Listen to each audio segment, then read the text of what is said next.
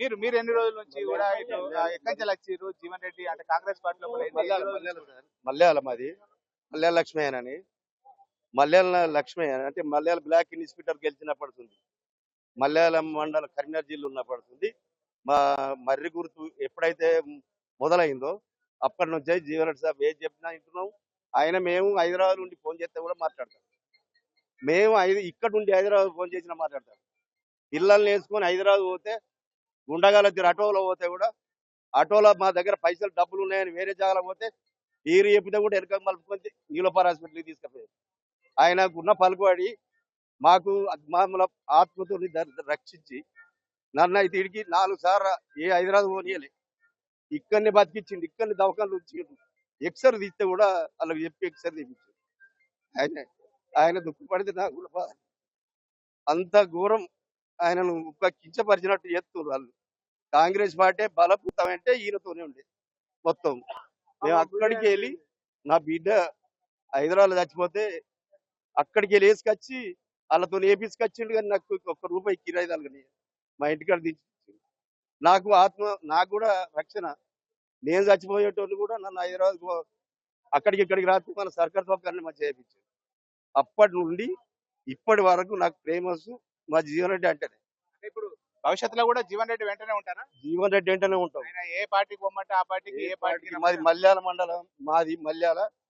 ఇప్పటికి ఆయన చెప్పిన మాటనే నడిచినాం. ఇప్పటికి కూడా ఎక్కడికి రావడా అక్కడికి పోయినా ఎటు ఏం సంగతి అంటే సార్ ఎటు ఏం చేయాలంటే అదే చేసినాం. మాకు అంతా అంటే నేను 4 సార్లు చచ్చిపెట్టాను సార్. 4 సార్లు కూడా మన సర్కార్ దవాఖాన ట్రీట్మెంట్ చేయించారు. మీరు ఎక్కడి నుంచి వచ్చిర్రు అంటే ఇవాళ జీవన్ రెడ్డి కాంగ్రెస్ పార్టీకి రాజీనామా చేస్తున్నారు. ఎన్ని సంవత్సరాల నుంచి కూడా జీవన్ రెడ్డి ఎంబడి ఉన్నారు? సార్ ఏం చెప్పాలి నాకు అర్థమైతలేదు. అసలు ప్రజాస్వామ్యం లోపల ఇది ఏంటిది అనేది చాలా అంటే చాలా బాధాకరమైన విషయము. మీరు ప్రతి కార్యకర్త జీవన్ రెడ్డి జీవన్ రెడ్డి జీవన్ రెడ్డి అని అడుగుతున్నారు సార్. మీరు ప్రజాస్వామ్యం లోపల జీవన్ రెడ్డికి అర్హత లేదా? ఆ రాజకీయం చేసే హక్కు లేదా? తప్పును తప్పని అడిగే హక్కు లేదా? ఈ యొక్క రేవంత్ రెడ్డి గారు ఎప్పుడైతే కాంగ్రెస్ పార్టీకి వచ్చారో ప్రజాస్వామ్యాన్ని హూని చేశారు, సంవిధానాన్ని హూని చేశారు. వాళ్ళు వారి మాటని రేవంత్ రెడ్డి గారు ఎప్పుడైతే ముఖ్యమంత్రిగా ఎన్నుకోబడ్డారో వాళ్ళే చెప్పారు, మన కార్యకర్తకు ఇచ్చిన ప్రిఫరెన్స్ వేరే వాళ్ళకి ఇయ్యరాదు. మన కార్యకర్తలు 10 సంవత్సరాలు కష్టపడి ఇలా మన పార్టీని గెలిపించుకొని తన చెప్పిన మాట తన మాట మీద లేడు సార్. ఇంకొకటి చాలా బాధాకరమైన విషయం ఏంటంటే ఇంత పెద్ద పెద్ద నాయకులు మంత్రులు వస్తున్నారు, వాళ్ళు రేవంత్ రెడ్డితో ఎందుకు భయపడుతున్నారు? రేవంత్ రెడ్డి జూనియరా మన శ్రీధర్ బాబు గారు జూనియరా? శ్రీధర్ బాబు గారు 2 సార్లు మంత్రి అయినరు. వాళ్ళ ఫాదర్ ఒక నాయకుడు సార్. ఉమ్మడి కరీంనగర్ డిస్టిక్ శ్రీధర్ బాబు గురించి చెప్తున్నారు ప్రత్యేకంగా. మీ తమ ద్వారా శ్రీధర్ బాబు గారు నా మాట వినాలి. అంటే ఇక్కడ అన్న విషయం జీవన్ రెడ్డి కాదు, ఒక ప్రజాస్వామ్యాన్ని కాపాడుకునే హక్కు ప్రతి కాంగ్రెస్ కార్యకర్త ఉన్నది. భారతదేశంలో ప్రజాస్వామ్యాన్ని కాపాడే హక్కు ప్రతి పౌరుని మీద ఉన్నది. ఇది ప్రజాస్వామ్యాన్ని హూని చేసి రేవంత్ రెడ్డి ఎన్నేళ్ళు నడిపిస్తాడు? ఇది ఎన్నేళ్ల వరకు నడుతుంది రేవంత్ రెడ్డి? ఏదో ఒకరోజు ఎలక్షన్ వస్తుంది, ఏదో ఒకరోజు జనాలు బుద్ధి చెప్తారు. ప్రజాస్వామ్యం లోపల విఫలత నడది. అది జీవన్ రెడ్డి కానీ రేవంత్ రెడ్డి కానీ ఏదో ఒకటి రోజు వస్తుంది. ప్రజాస్వామ్యం ప్రజలు ఓడితోటి బుద్ధి చెప్తారు. నిన్నగాక మొన్న మున్సిపల్ ఎలక్షన్లు బుద్ధి చెప్పారు. దీనికన్నా అర్థం చేసుకోవాలి. మన శ్రీధర్ బాబు గారు, అల్లు లక్ష్మణ్ కుమార్ గారు, మహేష్ కుమార్ గారు వాళ్ళు వచ్చి ఇక్కడ సార్ దగ్గర మాట్లాడారు. మరి ఇదే మాట రేవంత్ రెడ్డి ఎందుకు మాట్లాడతలేరు? అంటే రేవంత్ రెడ్డి అంత భయం ఎందుకు మీకు? అంటే మీ పదవి ఊడిపోతుంది, జీవన్ రెడ్డి ఎమ్మడి ఉంటే మాకు పదవి రాదు. జీవన్ రెడ్డి ప్రజాస్వామ్యం ఎన్ని రోజులు ఉంటారు మీరు? మంచి వాళ్ళు ప్రజాస్వామ్యంలో మీదేంటి నాదేంటి చెప్పండి. ఇక్కడ ఒక ప్రజాస్వామ్యం ఇలా జీవన్ రెడ్డికు ప్రతి పార్టీ వాళ్ళు ఒప్పుకుంటున్నారు, ప్రతి పార్టీ వాళ్ళు గౌరవిస్తున్నారు. కారణం ఏంటిది? అంటే మచ్చలేని నాయకుడు, ప్రజల కొరకు కష్టపడే నాయకుడు, బీద బడుగు బలహీన వర్గాలను కష్టపడే నాయకుడు, ప్రతి వారిని కలుపుకొని పోయే నాయకుడు. అందుకొరకే కదా సార్. అంటే మాకనే మీకు తెలుసు ఇలా ఏ పార్టీ అయినా ఏ పార్టీలో చేరాలని కోరుకుంటున్నారు. ఏ ప్రజాస్వామ్యానికి ఏ పార్టీ అనేది సారు? ఏ పార్టీ అనేది ప్రజలకు సేవ చేస్తే ఏ పార్టీ అయినా పర్వాలేదు సార్. ఏదో పార్టీ కావాలని ఏమో చెప్పండి. మొత్తానికి కావాల్సింది బడుగు బలహీన వర్గాలకు సేవ కావాలి, ప్రజలకు సేవ కావాలి. ఏ పార్టీ అయితే సార్? ఏ బొమ్మ ప్రజాస్వామ్యంలో ప్రతి ఒక్కరికి అధికారం ఏ పార్టీ అయినా అవ్వచ్చు. కాదంటే అక్కడ ముఖ్యం పార్టీ కాదు, ఒకటంటే ప్రజలకు సేవ చేసి అది ముఖ్యము. ప్రజానాయకుడు లెక్క ఉండాలి, అది ముఖ్యం. ఇలా జీవన్ రెడ్డి ఇక్కడ ఇంత పని చేసిందంటే ప్రజానాయకుడు కాబట్టి ఈ పోరు వచ్చింది సార్. ఈ మన శ్రీధర్ బాబు గారు కానీ, అల్లు లక్ష్మణ్ గారు కానీ, ఉమ్మడి కరీంనగర్ జిల్లా నాయకులు ఎందుకు రేవంత్ రెడ్డితో భయపడుతున్నారు? వై కారణం ఏంటి? రేవంత్ రెడ్డి అంత భయపడేందుకు? ఆ మాట వాళ్ళు అడగచ్చు కదా. 40 ఏళ్ళు కష్టపడి ఆ రోజులలో కేసీఆర్ ఫస్ట్ సీఎం కూల్చినప్పుడు ఉమ్మడి కరీంనగర్ ఫస్ట్ ఎమ్మెల్యే జీవన్ రెడ్డి సాబ్, 5 మండలాలు కాంగ్రెస్, 2 జడ్పీలు కాంగ్రెస్, అంతా కష్టపడితే పొజిషన్ వచ్చింది. మేము సార్ ఒక్క చిన్న మాట చెప్తున్నా, ఒకటే చిన్న మాట. శ్రీధర్ బాబు గారు కొంచెం చెప్పండి మాట ఇది. ఇవాళ మన ప్రభుత్వం వచ్చి 2.5 సంవత్సరాలు సార్, నామినేట్ పోస్ట్ ఒక్కడన్నా మన జగిత్యాలకి ఇచ్చిర్రా? అంటే మేము 10-20 ఏళ్ళ నుంచి జెండా మోసి మేము సత్తే మాకు ఇలా మా పోస్ట్ ఆఫీస్ అంటే మాకు బాధ కదా అది. జీవన్ రెడ్డి మాట పక్కకు పెట్టండి, ఫస్ట్ మా కార్యకర్తల మాట వినండి మీరు. ప్రతి నియోజకవర్గం వల్ల నామినేట్ పోస్ట్ ఇచ్చిండ్రు. జీవన్ రెడ్డి కూడా మీ కార్యకర్తలకు అన్యాయం జరిగింది కాబట్టి ఈ నిర్ణయం తీసుకుంటాడు. అది 100% వాళ్ళు గమనించాలి కదా, పార్టీ హైకమాండ్ గమనించాలి కదా. జీవన్ రెడ్డి తనకు అన్యాయం కాదు, తనకు అన్యాయం అయితే ఏమైనా పర్లేదు, కానీ తాను నమ్మినటువంటి కార్యకర్తలు, కాంగ్రెస్ పార్టీకి సేవ చేసినటువంటి వారికి ఇవాళ అన్యాయం అవుతుంది, జగిత్యాల నియోజకవర్గంలో అన్యాయం అవుతుంది కాబట్టి నేను ఈ నిర్ణయం తీసుకున్నాను. 100% సార్, 100 ప్రజాస్వామ్యం లోపల ప్రజాస్వామ్యం కావాల్సింది ఏంటిది? నాయకుడు ఎప్పుడైతాడు? ప్రజలను మేలు చేసినప్పుడే ప్రజానాయకుడు అవుతాడు కదా సార్. ప్రజలను మేలు చేసిన ప్రజానాయకుడు అవుతుంది కదా. ఇప్పుడు ఇవన్నీ కొట్టాడదు అంతే కదా సార్. సార్ ఎప్పుడైనా మంత్రి పదవి అడిగినరా, ఏమైనా పోస్ట్ అడిగినరా?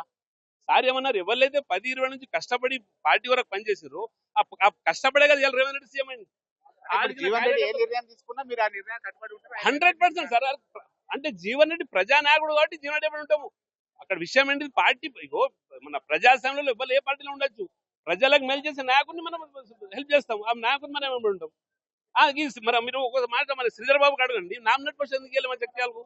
అంటే మేము ఇన్నేళ్ళు కష్టపడుతున్నాం కదా, ఇలా మీరు శ్రీధర్ బాబు మంత్రి అయింది, కార్యకర్తలు కష్టం కదా సార్, వాళ్ళ మంత్రులు అయింది. మరి వాళ్ళు ఎందుకు అర్థం చేసుకోవడం మాట ఇది? ఇంకా మాకన్నా సీనియర్ వాళ్ళు, మాకన్నా మేధావులు వాళ్ళు. సరే సార్, కొంచెం మొత్తానికి అయితే చూడొచ్చు, ఇక్కడ జీవన్ రెడ్డి ఇంటికి పెద్ద ఎత్తున కూడా అటు కార్యకర్తలందరూ కూడా, అంటే జీవన్ రెడ్డి అభిమానులు ఉమ్మడి కరీంనగర్ జిల్లా వ్యాప్తంగా కూడా పెద్ద ఎత్తున కూడా ఇక్కడ జీవన్ రెడ్డి ఇంటికి వస్తున్నారు. మరికొద్ది సేపటి లోపల జీవన్ రెడ్డి ఇక్కడ ఇంటి నుంచి ఇటు ఫంక్షన్ హాల్కు వెళ్ళిన తర్వాత భవిష్యత్ కార్యాచరణ ప్రకటిస్తానని చెప్పి అంటున్నటువంటి నేపథ్యం. మీరు ఎక్కడి నుంచి వచ్చారు జీవన్ రెడ్డి గారితో ఎన్ని రోజుల నుంచి? నేను 31 సంవత్సరం నుంచి ఉంటున్నా. నా వయసు 47 సంవత్సరాలు. నేను 31 సంవత్సరం నుంచి ఉంటున్నా.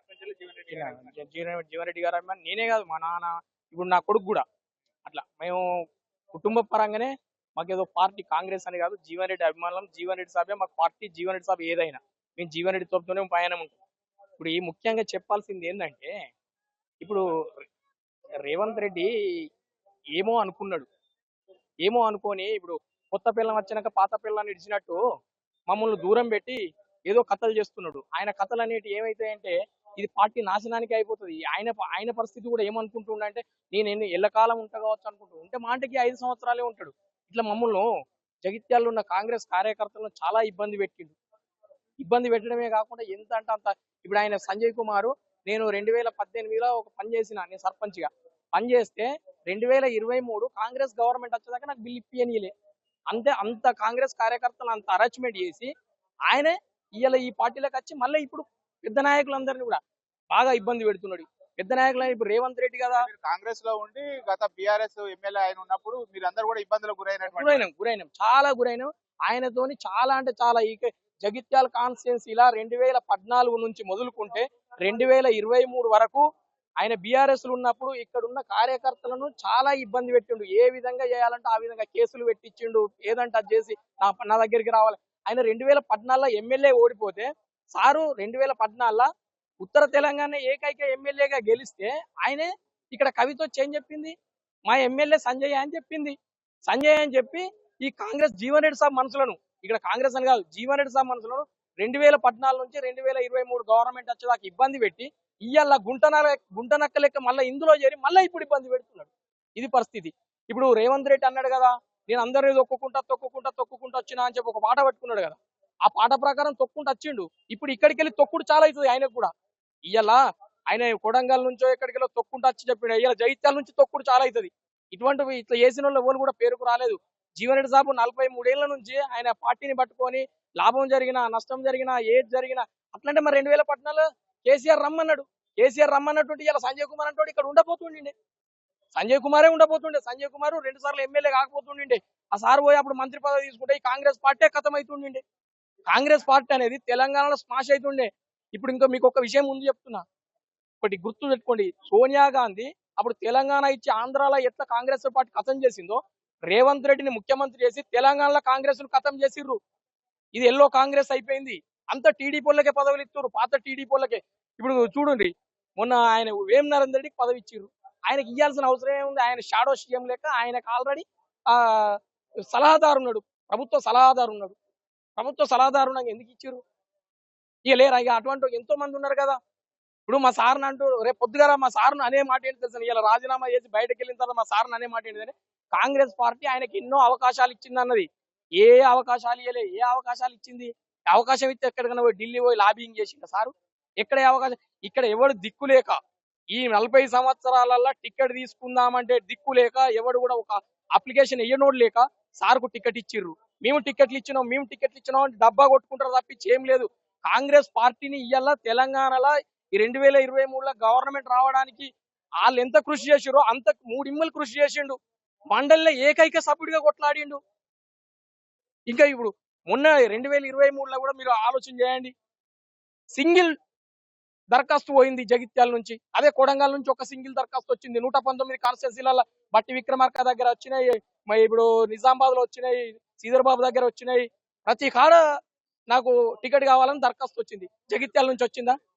జీవన్ రెడ్డి గారు ఏ నిర్ణయం తీసుకున్నారు? జీవన్ రెడ్డి గారు ఎప్పటి మీరు నడుస్తున్నారు? జీవన్ రెడ్డి గారు బ్రతుకున్నన్ని రోజులు, మేము బ్రతుకున్న రోజులు, మా కుటుంబం ఉన్న రోజులు జీవన్ రెడ్డి గారితోనే మా పయనం.